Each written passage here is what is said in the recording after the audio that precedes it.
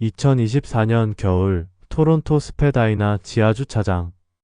저는 차가운 콘크리트 벽에 등을 기댄 채 주저앉아 있었습니다. 손에 쥔 휴대폰은 아무리 전원 버튼을 눌러도 켜지지 않았죠. 배터리가 나간 건지 아니면 제 인생처럼 완전히 꺼져버린 건지 알 수 없었습니다. 매일 하면은 읽고 싶지 않은 알림들이 가득했어요. 스테터스 익스파이드 예정 피자 만료 임박 경고. 투자자들의 내용 증명. 변호사 사무실에서 온 소환장. 하나하나가 제 목을 조르는 올가미 같았습니다. 지하 주차장의 형광등이 깜빡거렸죠. 어둠과 빛이 반복되는 그 모습이 꼭 제 상황 같았습니다.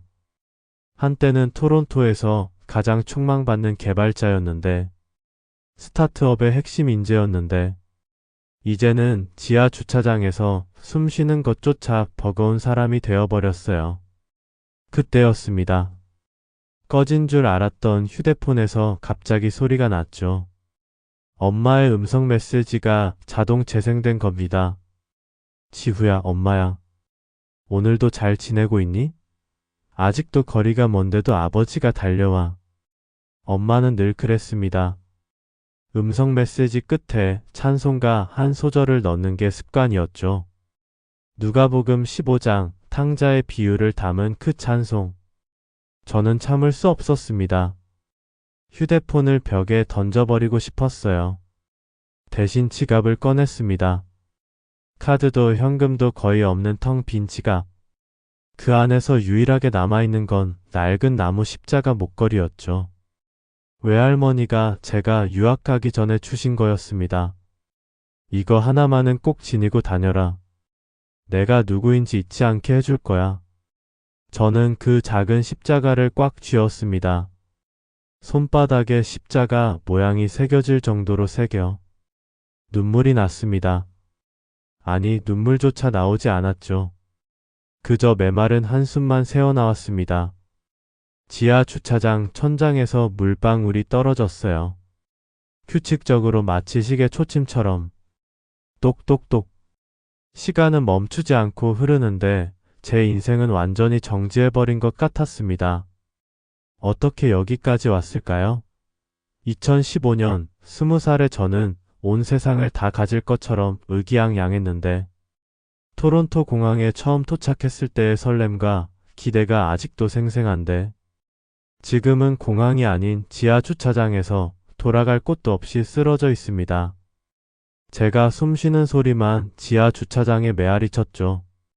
거칠고 불규칙하고 절망적인 그 소리가 제 존재를 증명하는 유일한 신호였습니다. 저는 살아 있었습니다. 겨우 간신히 그러나 분명히 살아 있었죠. 2015년 8월 토론토 피어슨 공항. 저는 큰 여행 가방 2개를 끌고 입국장을 나왔습니다. 20살 모든 게 새롭고 설레던 나이였죠. 엄마는 공항까지 배웅 오셔서 제 손을 꼭 잡고 말씀하셨습니다. 지후야, 주일은 꼭 지켜. 아무리 바빠도 예배는 빠지지 마. 저는 당연하다는 듯 고개를 끄덕였어요. 어릴 때부터 교회 청년부에서 바이올린 반주를 했던 저였으니까요. 매주 토요일이면 찬양 연습, 주일이면 예배 반주. 그게 제 일상이었습니다. 하지만 토론토 대학 생활은 생각보다 훨씬 빡빡했죠. 데이터 사이언스 전공 수업들은 난이도가 높았고 과제는 산더미였습니다. 처음 몇 달은 그래도 한인교회를 찾아다녔어요. 토론토 시내 노스욕 미시사가까지. 하지만 점점 발걸음이 뜸해졌습니다. 이번 주만 쉬자. 과제가 너무 많아서. 그렇게 한 주가 한 달이 되고 한 달이 한 학기가 되었죠. 어느새 저는 교회가 아닌 도서관에서 일요일을 보내고 있었습니다.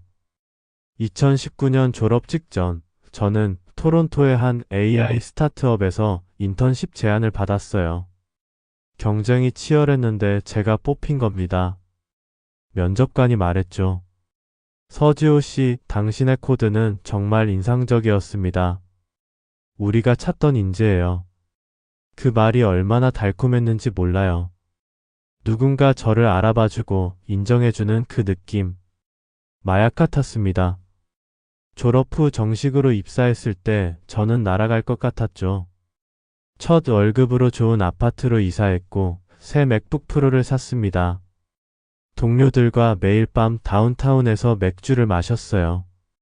성공의 맛이란 게 이런 거구나 싶었습니다. 스톡옵션 이야기가 나왔을 때는 정말 흥분했죠. 지후, 너라면 3년 안에 백만장자가 될 수도 있어.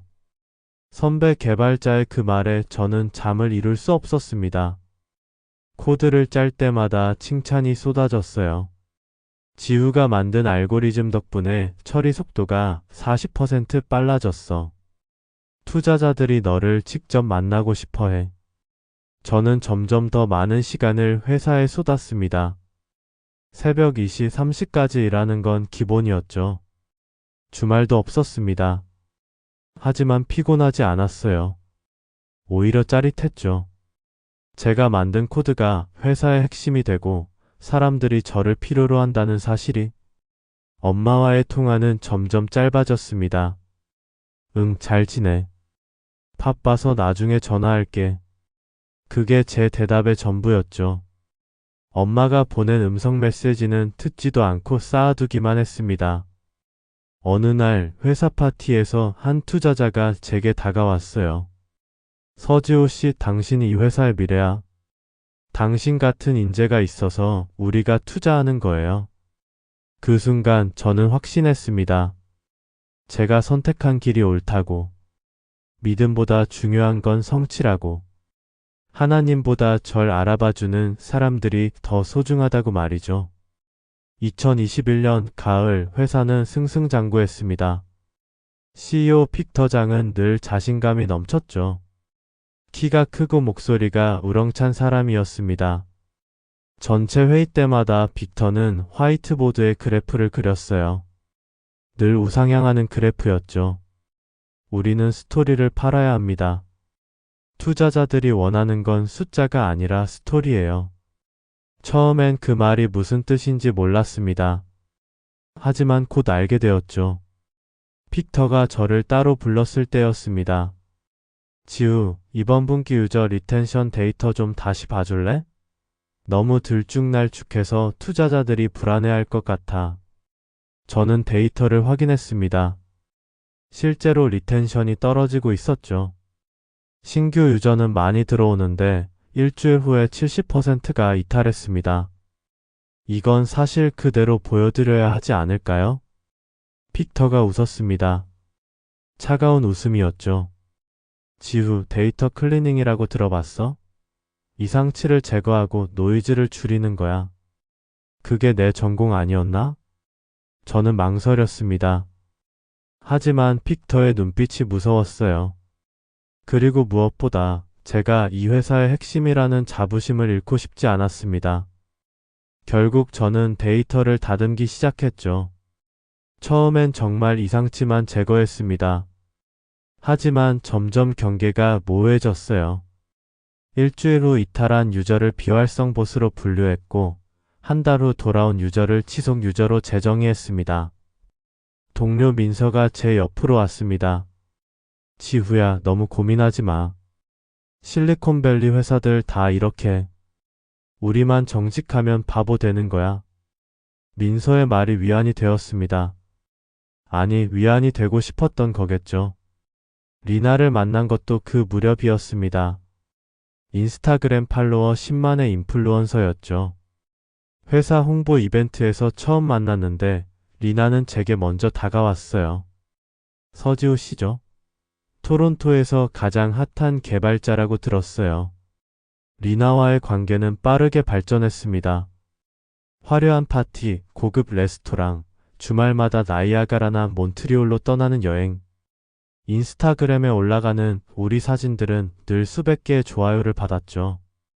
2022년 초 회사는 시리즈 B 투자를 준비했습니다.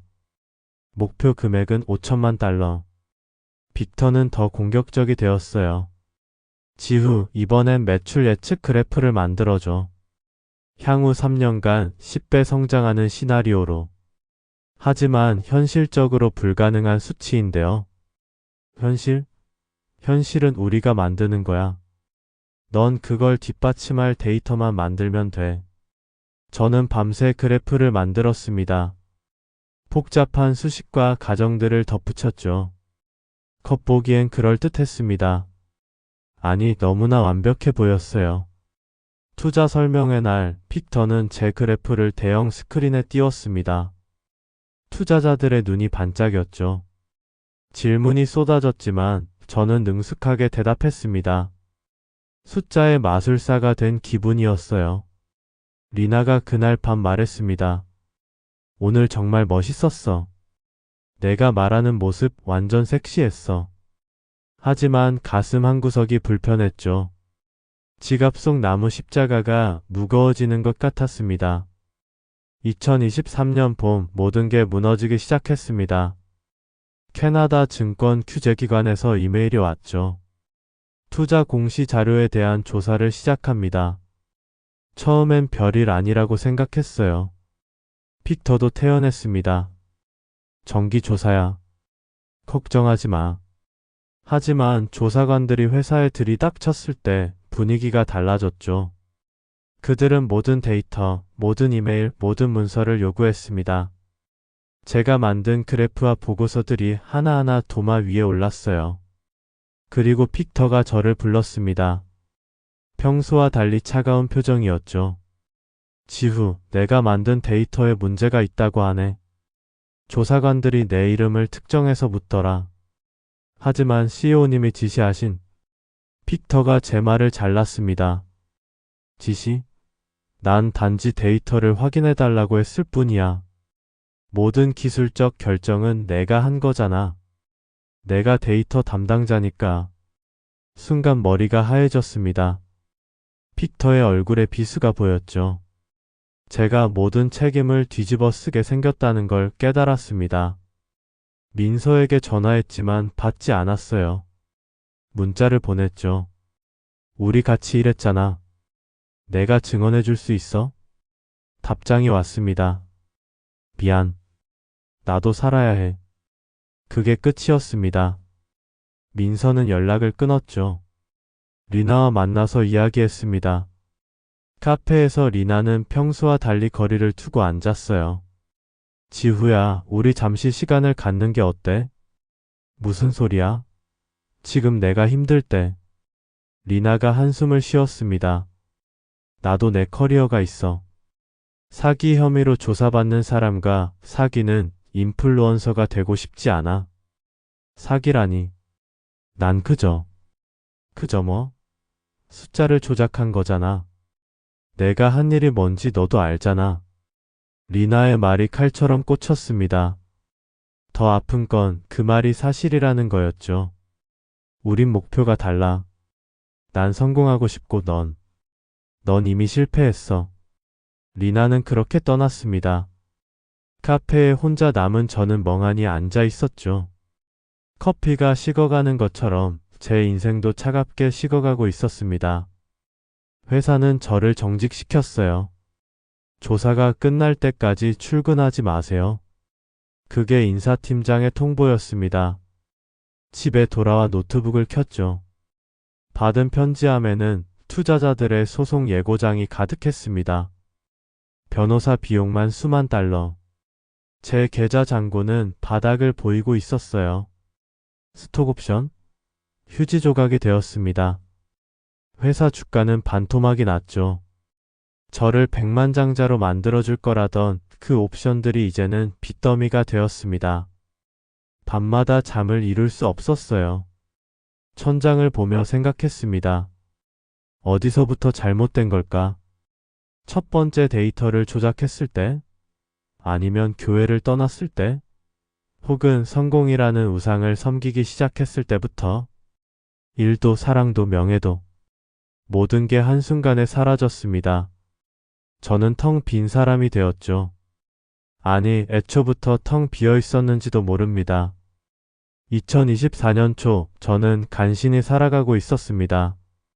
큰 회사들은 제 이력서를 받지도 않았죠. 구글에 제 이름을 검색하면 스캔들 기사가 첫 페이지를 채웠으니까요. 결국 작은 회사에서 단기 계약직을 전전했습니다. 우버 드라이버도 했고 딜리버리도 했어요. 비자 만료가 다가왔습니다. 워크 퍼밋 연장이 거절되었죠. 범죄 혐의로 조사 중인 자는 비자 연장 불가. 이민국의 차가운 답변이었습니다. 2024년 겨울 저는 지하철을 타고 있었어요. 퇴근 시간 빽빽한 사람들 사이에서 숨쉬기조차 힘들었죠. 그때 지갑에서 뭔가 떨어졌습니다. 나무 십자가 목걸이였어요. 사람들 발에 밟히기 전에 주우려 했지만 이미 늦었습니다. 지하철 문이 열리고 사람들이 쏟아져 나가면서 십자가는 어디론가 사라졌죠. 외할머니가 주신 마지막 흔적마저 잃어버린 겁니다. 무릎이 꺾였습니다. 지하철 플랫폼에 주저앉았죠. 사람들이 이상한 눈으로 쳐다봤지만 상관없었어요. 더 이상 잃을 것도 없었으니까요. 그때였습니다. 길거리 버스커가 기타를 치며 노래를 부르고 있었어요. 주의 약속하신 말씀 위에서 영원토록 주를 찬송하리라. 그 찬송. 어릴 때 교회에서 수없이 불렀던 엄마가 늘 흥얼거리던 그 찬송이었습니다. 눈물이 났어요. 이번엔 진짜 눈물이었죠. 뜨겁고 끝없이 흐르는 눈물. 버스커는 계속 노래했고 저는 그 자리에 서서 울었습니다. 집으로 돌아가는 길 낡은 카페에 들어갔어요. 커피 한 잔 값도 아까웠지만 어딘가 앉아있고 싶었죠. 테이블 위에 뭔가 놓여 있었습니다. 토론토 한인교회 전단이었어요. 당신은 혼자가 아닙니다. 라는 문구가 크게 적혀 있었죠. 주소를 봤습니다. 제가 머물고 있는 지하 임시숙소에서 도보 5분 거리였어요. 우연이라기엔 너무 가까웠죠. 전단을 지갑에 넣었습니다. 십자가가 있던 그 자리에. 왜 그랬는지 모르겠어요. 그냥 뭔가 잡을 게 필요했던 것 같습니다. 그날 밤 오랜만에 엄마의 음성 메시지를 들었어요. 쌓여있던 수십 개 중 하나를 무작위로 재생했죠. 지후야, 엄마야.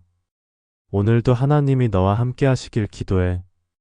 힘들 때일수록 더 가까이 계실 거야. 엄마 목소리가 따뜻했습니다.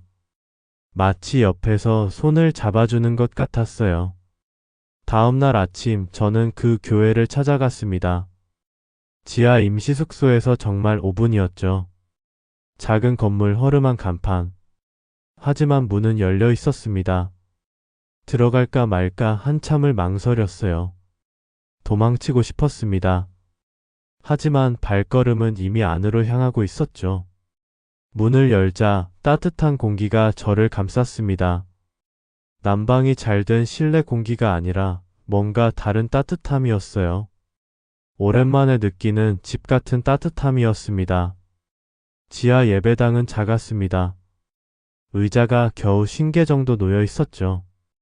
평일 오후라 사람이 없을 줄 알았는데 누군가 피아노를 치고 있었어요. 찬송가였습니다. 제가 들어서자 연주를 멈추고 돌아봤죠. 40대 중반쯤 되어 보이는 남자였습니다. 안녕하세요. 저는 이 교회 목사 최 다니엘입니다. 최 목사님은 따뜻하게 웃었어요. 억지로 짓는 웃음이 아니라 진짜 반가워하는 웃음이었죠. 커피 한잔 하실래요? 목사님은 저를 작은 사무실로 안내했습니다. 커피를 내리는 동안 저는 불안하게 앉아 있었어요. 뭔가 말해야 할 것 같은데 어디서부터 시작해야 할지 몰랐죠. 뭐 물어보고 싶은 게 있으세요? 목사님이 먼저 물었습니다. 하지만 이상하게도 캐묻는 느낌이 아니었어요. 저는 교회 다닌 지 오래됐어요. 아니, 안 다닌 지 오래됐다고 해야 하나? 그래요. 다시 오게 된 이유가 있나요? 저는 한참을 말이 없었습니다. 목사님도 재촉하지 않았어요. 그저 커피를 마시며 기다렸죠. 저는 모든 걸 잃었어요. 제가 뭘 잘못했는지도 모르겠고, 아니 알면서도 인정하기 싫고, 말이 꼬였습니다. 하지만 목사님은 끝까지 들어줬어요. 무슨 말을 들어야 살겠니? 그 질문에 저는 울컥했습니다. 설교를 하는 게 아니라 제게 필요한 게 뭔지 물어봐주는 사람. 처음이었어요. 저는 숫자였어요. 제 입에서 나온 말에 저도 놀랐습니다. KPI 지표, 투자금 매출. 저는 그냥 숫자였어요. 사람들도 절 숫자로만 봤고 저도 스스로를 숫자로 만들었어요. 더 높은 숫자, 더 좋은 숫자가 되려고. 그러다 결국 목사님이 조용히 말했습니다. 내 이름을 부르시는 분이 있어. 그 한마디가 가슴을 파고들었어요. 이름. 제 이름. 서지우라는 이름. 언제부터인가 잊고 있었던 제 존재 자체를 말하는 것 같았습니다. 목사님이 일어나서 피아노 앞에 앉았어요. 그리고 조용히 찬송을 부르기 시작했죠. 주의 약속하신 말씀 위에서. 엄마가 늘 부르던 그 찬송이었습니다. 버스커가 불렀던 그 노래. 저는 참을 수 없었어요. 흐느낌이 터져 나왔죠. 숫자가 아니야. 넌 서지후야. 하나님의 이름을 아시는 서지후. 목사님의 말씀이 제 안에서 메아리 쳤습니다. 그날 저는 2시간 넘게 그 작은 사무실에 있었어요. 목사님은 제 이야기를 다 들어주셨죠.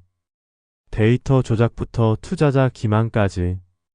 부끄러운 이야기들을 다 쏟아냈습니다. 목사님, 저는 용서받을 수 없을 것 같아요. 용서는 내가 하는 게 아니야. 하나님이 하시는 거지. 내가 할 일은 정직해지는 거야. 하나님께도 사람들에게도 무엇보다 너 자신에게도. 며칠 후 저는 중요한 결정을 했습니다. 규제기관에 메일을 보냈어요. 자진 신고였죠. 제가 조작한 데이터 구간을 명확히 말씀드리겠습니다. 그리고 내부 압박이 있었다는 증거도 제출하겠습니다. 손가락이 떨렸지만 보내기 버튼을 눌렀어요. 그 순간 이상하게도 가벼워졌습니다. 거짓의 무게를 내려놓은 기분이었죠. 최 목사님이 말씀하셨어요. 정직함이 널 자유롭게 할 거야. 책임은 져야겠지만 더 이상 거짓 속에 갇혀있지 않아도 돼. 교회 사람들은 저를 따뜻하게 받아줬습니다. 제가 누군지 뭘 했는지 알면서도요. 그들은 저를 실패한 개발자가 아니라 지후라고 불렀어요. 어느 주일 목사님이 설교 중에 말씀하셨죠. 우리는 모두 이름을 가진 존재입니다. 숫자도 성과도 업적도 아닌 하나님이 아시는 이름을 가진 사람들이죠. 그 말씀을 들으며 저는 처음으로 숨을 제대로 쉰 것 같았습니다. 깊고 편안한 숨을요. 2024년 말 저는 법률 상담을 받았습니다. 변호사는 현실적인 조언을 해줬죠. 자진 신고와 협조를 고려하면 형사처벌보다는 과태료와 사회봉사로 마무리될 가능성이 높습니다. 저는 모든 걸 인정했어요. 제가 조작한 부분, 제 책임인 부분을 명확히 했죠. 동시에 CEO의 지시와 압박에 대한 증거도 제출했습니다.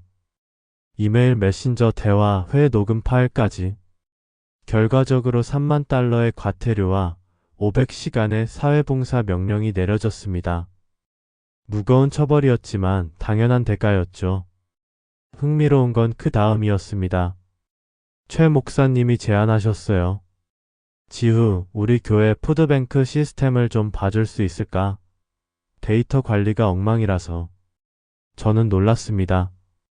제 전공과 능력을 여전히 신뢰한다는 거였으니까요. 교회 푸드뱅크의 시스템은 정말 구식이었어요. 엑셀 파일 수십 개가 뒤엉켜 있었고 중복 데이터가 넘쳐났죠. 저는 새로운 시스템을 만들기 시작했습니다. 이번엔 달랐어요. 투명성이 최우선이었죠. 모든 기부금의 흐름, 모든 물품의 이동을 실시간으로 추적할 수 있게 했습니다. 누구나 접속해서 확인할 수 있도록 완전히 공개했어요. 와, 지우 씨 덕분에 우리가 얼마나 많은 가정을 돕고 있는지 정확히 알 수 있게 됐어요. 푸드뱅크 봉사자의 그 말이 진심으로 기뻤습니다. 제 능력이 거짓이 아닌 진실을 위해, 속임수가 아닌 섬김을 위해 쓰이고 있다는 겨. 어느 날 밤 엄마에게 영상통화를 걸었습니다. 오랜만이었죠. 엄마는 많이 야위어 보였어요. 제 걱정에 밤잠을 설치셨겠죠. 하지만 절 보자마자 환하게 웃으셨습니다. 지후야, 얼굴이 좋아졌구나. 엄마, 미안해요. 정말 미안해요. 뭐가 미안해? 살아있는 것만으로도 감사한데. 엄마가 물었습니다. 진지한 표정으로요. 지후야, 내가 누구니? 이상한 질문이었지만 저는 무슨 뜻인지 알았어요. 숫자가 아니라 서지우요. 엄마, 아들 서지우. 엄마가 울먹였습니다. 저도 울었어요. 화면 너머로도 느껴지는 따뜻함이 있었죠. 그래, 넌 내 아들이야. 실패해도 넘어져도 여전히 내 아들이야. 사회봉사를 하면서 많은 사람을 만났습니다. 노숙자, 이민자, 실업자들. 그들도 저처럼 숫자가 아닌 이름을 가진 사람들이었어요. 한 노숙자 할아버지가 제게 말했죠. 젊은이 고맙네? 날 사람으로 봐주는 사람이 별로 없거든. 그 말에 저는 깨달았습니다. 제가 잃어버렸던 건 돈도 명예도 아니었어요. 사람됨을 잃어버렸던 거였죠. 그리고 이제야 그것을 되찾고 있다는 걸요. 비자 문제도 해결되었습니다.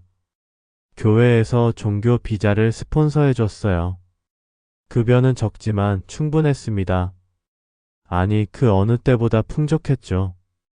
책임은 졌습니다. 과태료도 내고 사회봉사도 했어요. 하지만 제 정체성은 거기에 묶이지 않았습니다. 저는 여전히 서지후였고 하나님이 아시는 이름을 가진 존재였으니까요. 2025년 봄 저는 서울에 있었습니다. 작은 교회 청년 집회였어요. 최 목사님이 연결해 주신 곳이었죠. 무대에 오르기 전 저는 깊게 숨을 쉬었습니다. 손에는 오래된 바이올린이 들려 있었어요. 엄마가 보관하고 계셨던, 제가 청소년 때 쓰던 그 바이올린이었죠. 활을 들어 현을 켰습니다. 주의 약속하신 말씀 위에서 전주가 흘러나왔어요. 그 순간 시간이 거꾸로 흐르는 것 같았습니다. 15살 때로, 20살 때로, 그리고 다시 지금으로. 연주를 마치고 마이크 앞에 섰습니다. 안녕하세요. 저는 서지우입니다. 청년들이 저를 바라봤어요. 호기심 가득한 눈빛이었죠.